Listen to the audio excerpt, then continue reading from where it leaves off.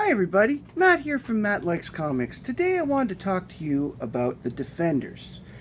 Now I want to give a big shout out to Lady Fantastic for giving me some information on the Defenders that I didn't know before and that I'm able to add to this video as a result.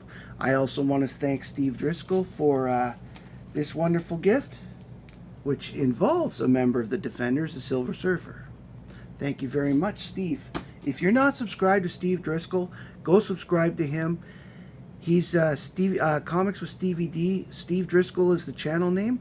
I'll put a link in the description. You really should join him. Same with Lady Fantastic. I'll put a description to her too.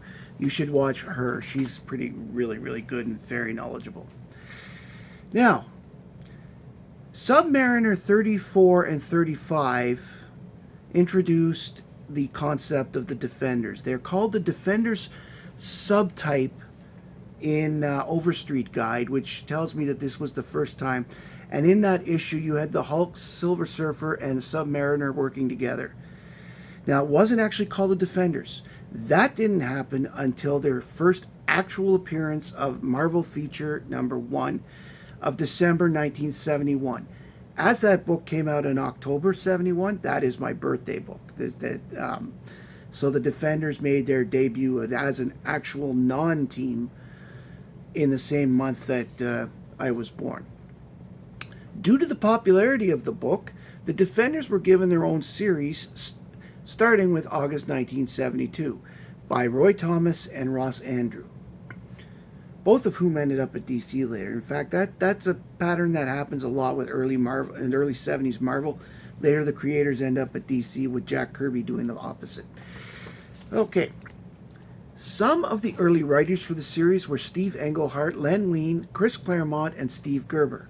However, this series had a problem in the first 5 or 6 years where they could not get a consistent writing team and or artistic team to do the book, and therefore they had some issues with continuity, but which is fine because this was a non-team.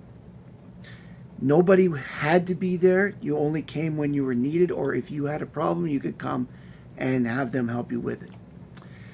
The original members were Doctor Strange, the Hulk, and Namor. Silver Surfer sometimes is considered an original member and sometimes isn't. It depends on the storyline at the time.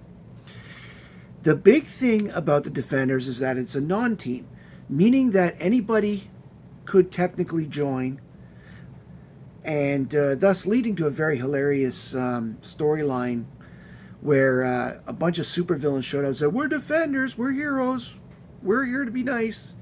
And they ended up, it went on for about 6 or 7 issues. It was kind of funny. I really need to get some of those. The main rotating characters over the years were Doctor Strange, the Hulk, Son of Satan, Hellcat, Submariner, the Valkyrie, Nighthawk, Moondragon, with the Gargoyle, Iceman, Beast, and Angel joining when the title had changed its name with issue 125 to the New Defenders. At this point, they were more of a team, and the Beast was trying to create more of a team. The last issue of this New Defenders was 152, thus ending the series. What I've done is I've grabbed some random books that we're going to show today, and I'm going to give some brief descriptions of some of the books. This is Defenders 24. Writer was Steve Gerber, pencils by Sal Buscema, and inks by Bob McLeod. With several members of the team as prisoners of the Son of the Serpent, Bruce Banner rushes to Doctor Strange's sanctorum looking for help. Clea helps summon Power Man, the Son of Satan, and Daredevil to aid in the rescue of the missing team members. When these characters capture and question a serpent member, the captured Defenders were suddenly freed. They wake up to find that Valkyrie has been taken.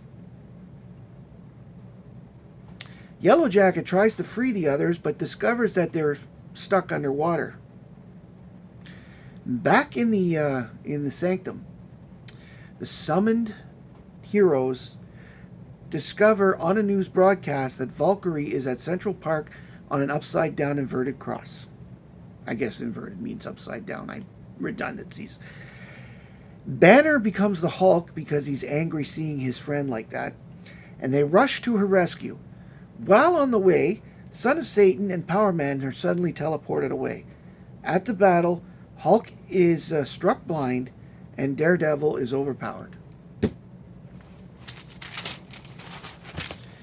Next up, Defenders 59, written by David Knight and Ed Hannigan.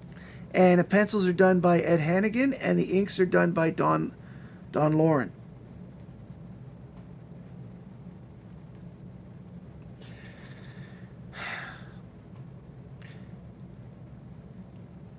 I'm trying to think this here. The story opens in the Pocket Universe with the Devil Slayer. Pocket Universe within the Devil Slayer's Shadow Cloak. At this time, Valkyrie is under his influence, and the Devil Slayer explains to her that the cult, that's the name of the group they're going after, the cult, Ian Astbury, just kidding, they have stolen the eye of Agamotto. Valkyrie offers her and the Hulk's aid to recover the eye. Devil Slayer leads her to the Hulk, who is in combat with something called an Ortbeast. The field of battle constantly changes, making the combatants very tired and very hard to finish the battle. Hulk sees Valkyrie with the Devil Slayer. As he knows it was the Slayer who brought him here, he thinks Valkyrie is in trouble, and he attacks. Hulk and the Valkyrie end up disappearing within the cloak, and because the Devil Slayer intends to try and get Doctor Strange to help him.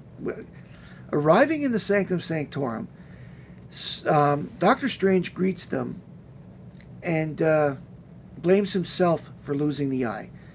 He knows the Devil Slayer's true identity and tells him that he may have an enemy in common with the Devil Slayer. Strange then spies out the cult. Meanwhile, in Mexico, where the cult is, the cultists have summoned the demon Bela Thozar, who announces his intention to rule the earth. He then announces he will take human form. There's a lot more to that story. I'm just giving a brief synopsis for those that wonder. This is Defenders 78. Written by Ed Hannigan, pencils by Herb Trimpe, and inks by Mike Esposito. Summoning the Submariner and Hulk to the Sanctum, Doctor Strange asks them to go on a mission to the Tunnel World to stop the unnameable stain from existence. They decide to go, but they don't know that the Hulk has already been under the influence of the stain. Meanwhile, in Las Vegas, the active Defenders say goodbye to Richard Rory and head home. On the way, a distress call reaches them from a military base who's had its gold stolen.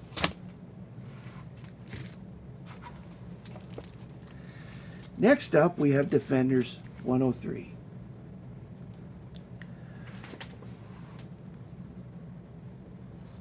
Gargoyle gets a rude awakening walking the streets of New York. We cut to Hellcat and the Valkyrie searching the ruins of Patsy's home. Coming across her old shadow cloak, a young boy suddenly comes out of it, and Patsy decides she's better off without the cloak. They are then teleported instantly to the Sanctum Sanctorum. Meanwhile, in Washington, D.C., Kyle Richmond, who is Nighthawk, and Matt Murdock, Daredevil, are listening to a judge's decision within Nighthawk's tax evasion case. So that while this is on, they get the summons from Clea and they ignore it. At the Sanctum, they are told of the Gargoyle's troubles. He tells his origin, where he was an older man dabbling in the occult and ends up looking like the Gargoyle as a result and gaining long life. They decide to travel to Christiansborg together, which is the name of the city that Isaac's from. Isaac is the name of the Gargoyle. And discover things are not quite as they seem.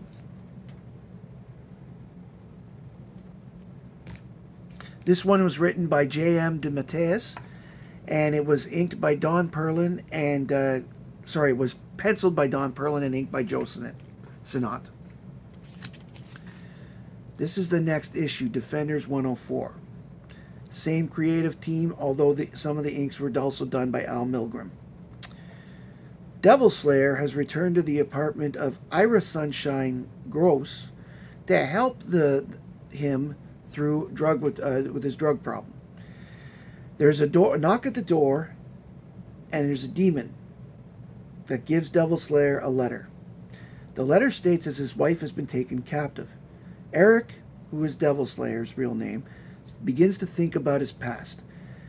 Ira Fate, who is the man who's taken his wife, was to be assassinated by Eric, but Fate's wife and son died instead. Fate's original job, he was an assassin in his job. Meanwhile, in Arizona, Damien Hellstrom is fated to walk the desert by his father, Satan. Satan tells him to purge all humanity from him, or he will not be able to get into hell. Back at the Sanctum, Doctor Strange meets with the Beast when Sunshine shows up with the letter stating that the Devil Slayer is in trouble. Tune in to find out what happens next. Lastly, I pulled this one, and I pulled this one because I love the cover. This is Defenders 118. This is basically a Son of Satan story, and I love the Son of Satan. Written again by J.M. DeMatteis, pencils by Don Perlin, and inks by Al Milgrom by himself this time. After being gone for a full year, Son of Satan tries to return to his old life as Damon Hellstrom. But he discovers that there is a double teaching his classes.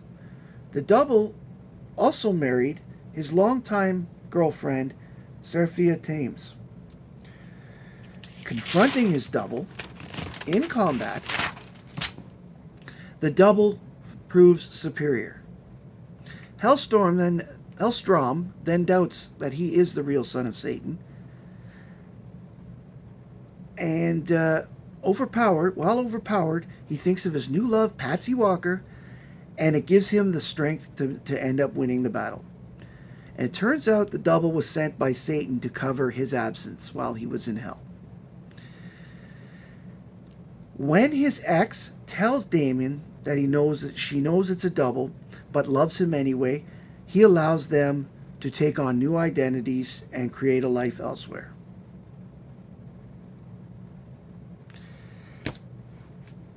Most of the books I have from the Defenders run are from the New Defenders part of the series, and to me that is a completely different team and deserves its own video in the future.